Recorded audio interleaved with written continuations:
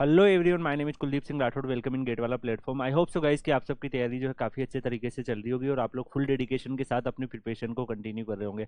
Guys, आप सबको पता है आप लोगों के लिए कोई भी नोटिफिकेशन, कोई भी अपडेट, कोई भी इन्फॉर्मेशन अगर आती है तो टाइमली बेसिस पर आपको मिल जाती है गेट वाला के प्लेटफॉर्म पर, जिससे कि आप अपना पूरा फोकस अपनी प्रिपरेशन पर बना पाओ और हर एक अपॉर्चुनिटी आपको एक ही जगह मिल जाए, जिससे कि जो भी आपसे करियर से रिलेटेड आपकी अपॉर्चुनिटीज है उसमें आप अप्लाई करके अपने करियर को स्टेबल कर पाओ। गाइज, आज का जो नोटिफिकेशन है ये आया है एनएचपीसी लिमिटेड के अंदर। एनएचपीसी लिमिटेड जो है गवर्नमेंट ऑफ इंडिया एंटरप्राइजेस के अंदर आती है। यहाँ पर स्पेशल रिक्रूटमेंट ड्राइव जो है वो हो रहा है एससी एसटी ओबीसी पीडब्ल्यूडी कैंडिडेट्स के लिए for the post of trainee engineer in civil electrical mechanical discipline through GATE 2022 score और trainee officer finance through CA CMA score. अब कई बच्चों को ये लग रहा होगा कि सर यहाँ पर ये स्पेशल रिक्रूटमेंट ड्राइव क्या क्या है। तो गाइज मैं आपको बता दूं कि ये अपना एक मेन रिक्वायरमेंट अपना लेते हैं। अगर मान लो उनके उस पर्टिकुलर मेन रिक्वायरमेंट में कुछ सीट्स जो है खाली रह जाती है या फिर स्पेसिफिकली किसी कैटेगरी वाइज ये रिक्वायरमेंट निकालते हैं जिसमें कुछ कैटेगरी को एक्सक्लूड भी किया जाता है, तो उस केस में ये स्पेशल रिक्वायरमेंट ड्राइव बन जाता है।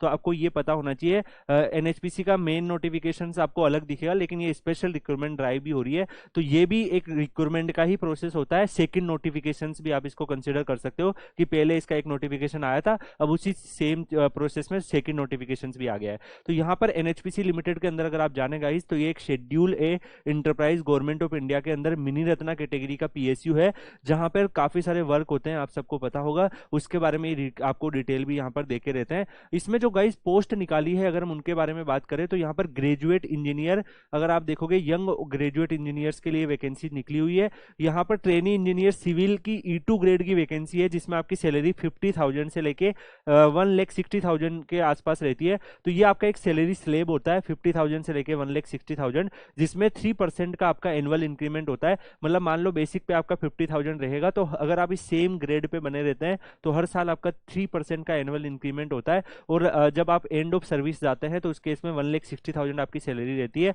बट आपके प्रमोशंस जब हो जाते हैं तो ये जो सैलरी स्लेब है आपका ये भी चेंज हो जाता है और उसी के बिहाफ पर फिर आपका जो है वो जॉब भी चलता रहता है। यहाँ पर मिनिमम क्वालिफिकेशन देखेंगे तो यहाँ पर जो सिविल वाला है इसमें full time regular bachelor degree in engineering technology BSc in engineering in civil discipline मांगा है। अगर आप ये सब रखते हैं 60% के साथ आपके इक्विवेलेंट ग्रेजुएशन में मार्क्स रहे हैं तो आप ये फॉर्म को फिल कर सकते हो। यहाँ पर सिमिलरली अगर हम देखें गाइस, ट्रेनी इंजीनियर मैकेनिकल जो E2 ग्रेड है, यहाँ पर भी full time bachelor degree in engineering technology BSc engineering degree in mechanical engineering मांगा है। 60% के साथ ही इन्होंने मांगा है।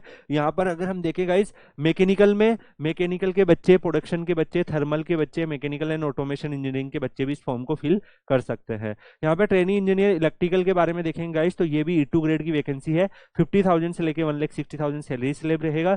यहाँ पर भी आपका full time bachelor degree in engineering technology BSc in engineering degree in electrical वाले बच्चे एलिजिबल है। इसमें electrical and electronics, power system, high voltage और पावर इंजीनियरिंग के बच्चे भी यहाँ पर एलिजिबल हो जाते हैं।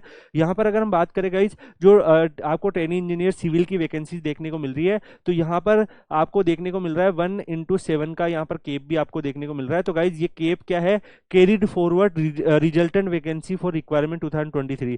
तो यहाँ पर कुछ बैकलॉग वैकेंसी है जो बच गई है और कुछ कैरिड फॉरवर्ड है जो अगले साल के लिए ट्रांसफर कर दी जाती है। तो 2022-23 का जो रिक्रूटमेंट आया था, अगर आप देखेंगे एनएचपीसी का रिक्रूटमेंट हुआ था तो वहां पर कई सारी सीटें वगैरह जो खाली हो जाती है उनको भी ये फिल कर लेते हैं या फिर उसी रिक्रूटमेंट में कुछ और रिक्रूटमेंट भी डाल देते हैं। गाइज यार यहाँ पर अगर आप देखोगे तो इस इलेक्ट्रिकल के लिए भी ऐसी 15+1 16 वैकेंसीज है। मैकेनिकल के लिए 44+3 यानी 47 वैकेंसीज आपकी टोटल है यहाँ पर देखने को मिल रही है। सब कुछ मिलाकर अगर आप देखेंगे तो 89 वैकेंसीज इन्होंने यहाँ पर रिलीज करी है।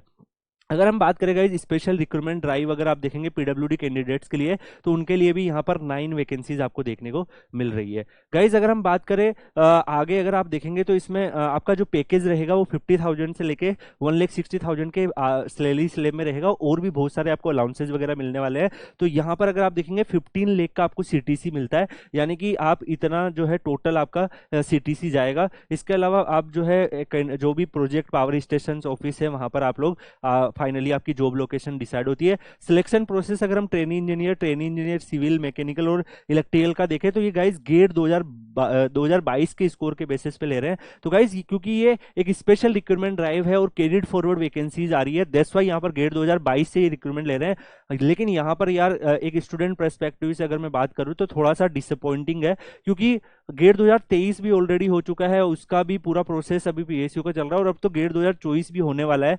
तो उस हिसाब से अगर हम देखें गेट 2022 की रिक्रूटमेंट अब अगर होती है तो उस केस में कई बच्चे जो गेट 2022 का अच्छा स्कोर कार्ड रखते होंगे वो ऑलरेडी कहीं ना कहीं किसी ना किसी पीएसयू को ज्वाइन कर रखे होंगे, या हो सकता है एनएचपी से कम रैंकिंग वाली पीएसयू को ज्वाइन कर रखे होंगे, तो वो अब उस पर्टिकुलर वैकेंसीज को छोड़कर इसके फॉर्म फिल कर देंगे, और उस केस में क्या होगा कि वहां पर भी सीट खाली रह जाएगी। तो काफी सारे जो डिजर्विंग स्टूडेंट्स होते हैं जिनको सीट मिल सकती थी, वो सारी की सारी जो सीट है वेस्टेज ऑफ सीट हो जाता है।